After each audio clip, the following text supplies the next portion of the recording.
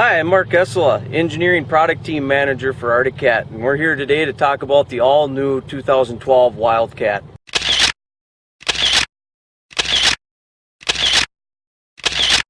Okay, now we're to the front end of the Wildcat. Front suspension. We talked about suspension on the Wildcat. The front end also has a lot of interesting stuff going on here.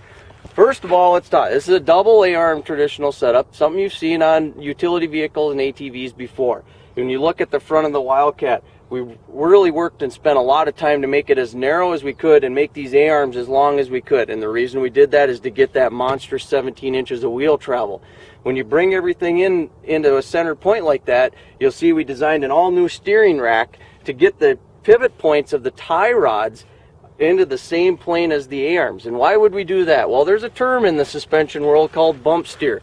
And as the suspension goes up and down, just like this, following my hand, the wheel will actually change in toe. And that's because the tie rods are quite on the same plane as the A-arms. So then it just turns slightly. You probably won't feel the vehicle do any of that. We're in an off-road environment, off-road tires. But we minimized it as much as we could by getting the tie rod points and redesigning the steering rack. We also have the Walker Evans front shocks up here to control that big bump and that monstrous wheel travel.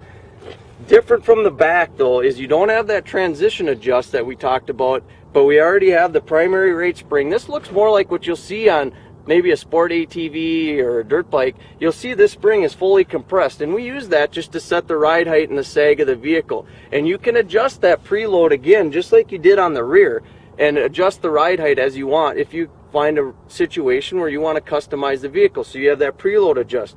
And again, as we talked about on the rear suspension, there's the compression adjustment for the shock itself.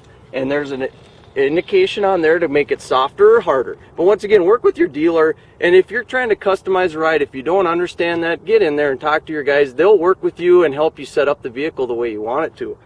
The other thing we have going on here is our electric power steering system that we've been talking about the last couple years on the Wildcat vehicles.